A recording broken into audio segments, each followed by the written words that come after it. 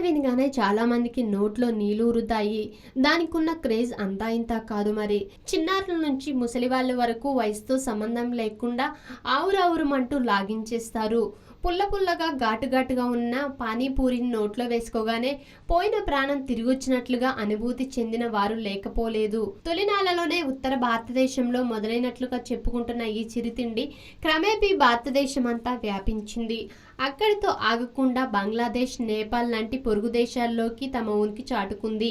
అయితే వీటిని ఒక్కో ప్రాంతంలో ఒక్కో పేరుతో పిలుస్తుంటారు. ప్రాంతాన్ని బట్టి వాటి తయారీలోనూ తేడా కనిపిస్తుంది. అవేంటో తెలుసా? గప్చిప్. తెలుగు రాష్ట్రాల్లో పానీపూరిని గప్చిప్ అని పిలుస్తారు. మైదాతో చేసిన గప్చిప్పుల్లో బంగాళాదుంప, మసాలా, ఉప్పు, కారం మిశ్రమాన్ని వేస్తారు.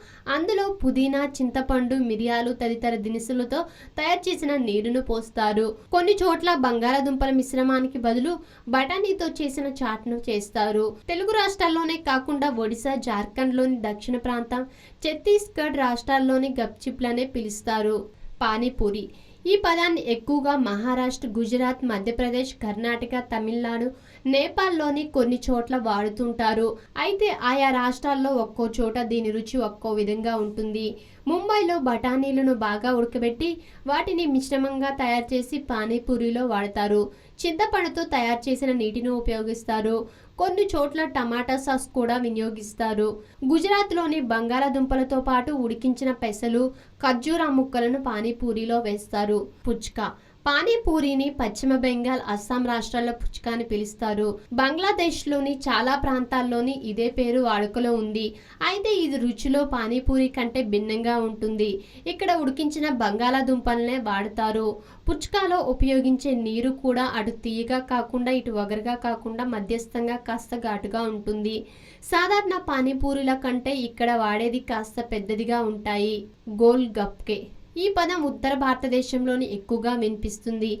హర్యానా తప్ప మిగతా అన్ని చోట్ల పానీపూరిని గోల్ గప్కే అని పిలుస్తారు. దీనిని బట్టి ఆ చిరుతిండికి అక్కడ ఉన్న డిమాండ్ ఎంతో ఇట్టే అంచనాలను వేయవచ్చు. ఉడికించిన బంగాళాదుంపలు, బఠానీ మిశ్రమంతో పాటు ఘాటుగా, పుల్లగా ఉండే నీటిని వాడతారు. పకోడీ.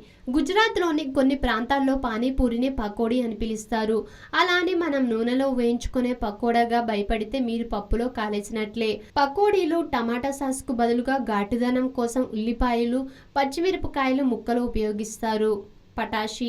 రాజస్థాన్, ఉత్తరప్రదేశ్లోని కొన్ని ప్రాంతాల్లో పానీపూరిని పటాషి అని పిలుస్తుంటారు. ఇంకొందరు పానీకి బటాషి అని పిలుస్తారు. ఇందులోని బంగాళాదుంపలు, బఠానీలు వాడతారు. అయితే పటాషిలోని వాడే నీరు మాత్రం ఇతర ప్రాంతాల్లో కంటే భిన్నంగా ఉంటుంది. ఈ నీటికి మామిడికాయలతో తయారు చేస్తారు. అవి అందుబాటులో లేనప్పుడు మామిడి పొడినైనా ఉపయోగిస్తారట. ఫుల్కి. గుజరాత్లోని చపాతీలను ఫుల్కి అని పిలుస్తుంటారు. ఆ క్రమంలోనే ఫుల్కి అనే పేరు వచ్చింది. ఉత్తరప్రదేశ్లోని తూర్పు ప్రాంతాలు, నేపాల్లోని కొన్ని చోట్ల ఈ పదం వాడుకలో ఉంది. ఎక్కడైనా పానీపూరి దాదాపు ఒకేలా ఉంటుంది. కానీ దానిలో వేసే మిశ్రమం, నీటిని బట్టి రుచి మారుతుంది. కొన్ని చోట్ల బంగాళాదుంపలతో పాటు పెరుగు కూడా వేస్తారు. దీనిని దహీ పుల్కి అంటారు. పడక. ఉత్తరప్రదేశ్లోని అలీగఢ్లో పానీపూరిని పడక అని పిలుస్తారు. కేవలం పేరుకు మాత్రానికే భిన్నంగా ఉంటుంది తప్ప రుచిలో మాత్రం అచ్చం గోల్ గప్పి లాగే ఉంటుంది. Water balls.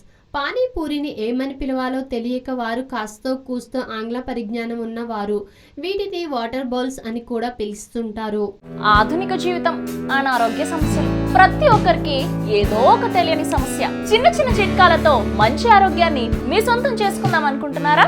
ఇంకెందుకు ఆలస్యం, వెంటనే మా యోయో హెల్త్ ఛానల్ ని సబ్స్క్రైబ్ చేసుకోండి.